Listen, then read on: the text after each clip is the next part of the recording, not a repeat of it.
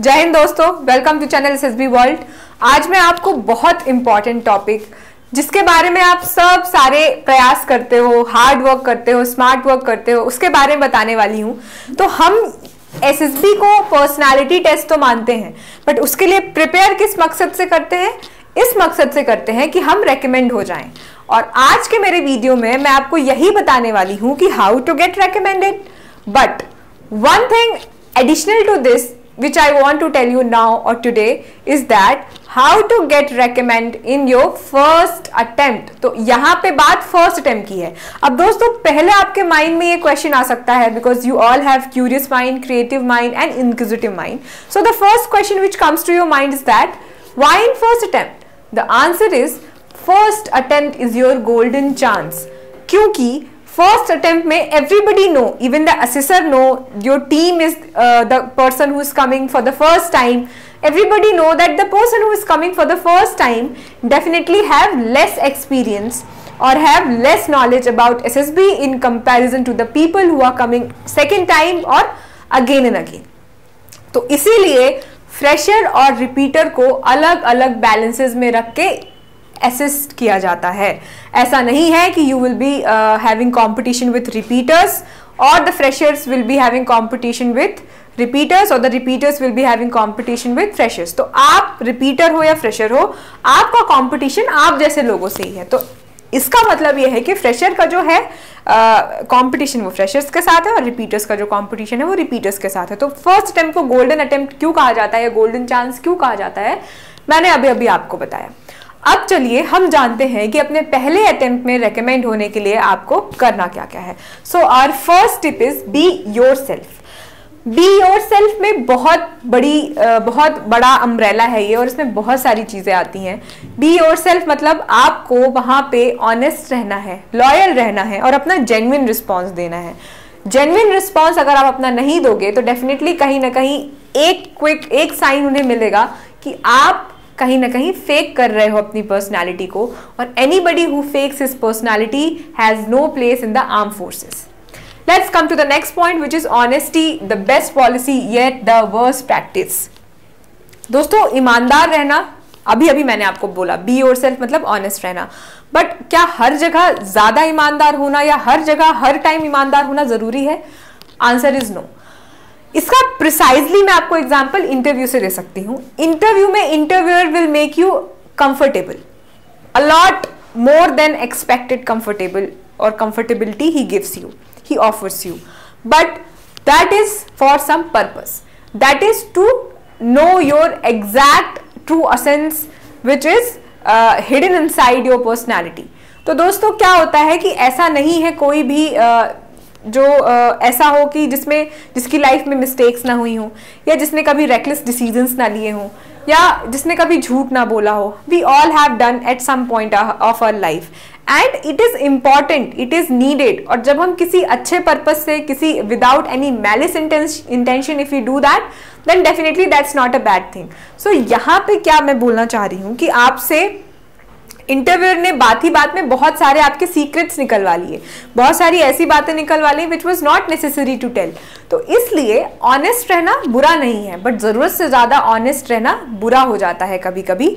और इसीलिए आपको ये पता होना चाहिए कि कब, कहाँ, कितना और कैसे बोलना है। That is very important. Know when to start, where to start and how to start. 2-3 things are most important thing in this factor। Let's come to the next factor which is getting coached or not, that's your decision। So there is no harm in getting coached, there is no harm in taking coaching, there is as well no harm is not taking coaching। लोगों को ये लगता है कि अगर हमने coaching ली है तो what we should tell there कि हमने कोचिंग ली है या कोचिंग नहीं ली है। मैम हमें क्या बताना चाहिए? My answer is tell whatever you want to say, because it is always good to go with full preparation। that shows that you prefer preparing yourself before any war। there is no harm in not taking coaching as well, क्योंकि अगर आपकी personality है वैसी जैसी उन्हें चाहिए तो that is good ना, that the person who is coming for SSB is automatically or naturally like a person what they are seeking for। तो इसलिए आपको ये डिसाइड करना है कि आपको ये बताना है या नहीं बताना है, और अगर आपको ये बताना है तो क्या बताना है, कैसे बताना है, लॉजिक क्या है आपका इसके पीछे। There is nothing like, it's a myth that अगर आप फर्स्ट अटेम्प्ट में बिना कोचिंग के जाओगे तो ही recommend होगे। I have seen many people getting recommended on their first attempt who take coaching and go for the SSB।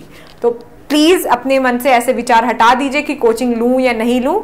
अच्छी बात है अगर आप प्रिपेयर्ड होके जाते हो, और naturally if you are something as जो एक ऐसी पर्सनैलिटी होल्ड करे तो वो भी बहुत अच्छी चीज़ है। नेचुरल तो नेचुरल ऑलवेज बेटर होता है। Good groups are made not given.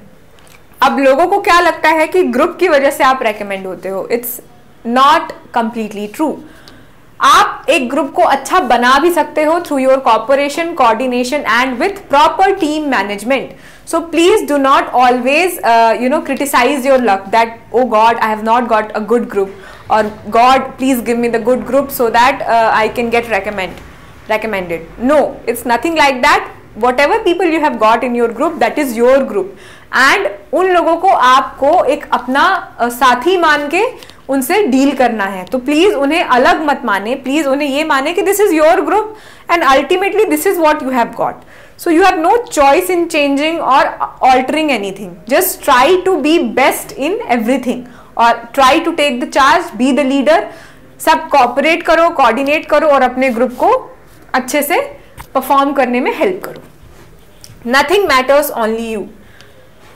आपका परफॉर्मेंस है जो आपको रिकमेंडेशन तक लेके जाएगा, nothing else. Not your physical appearance, not your beauty, not your height, your shape, your personality, big nose, short nose, big eyes, short eyes, fair look, all those things does not matter. The only thing which matters is your performance, and your performance is the only thing which makes you a good officer.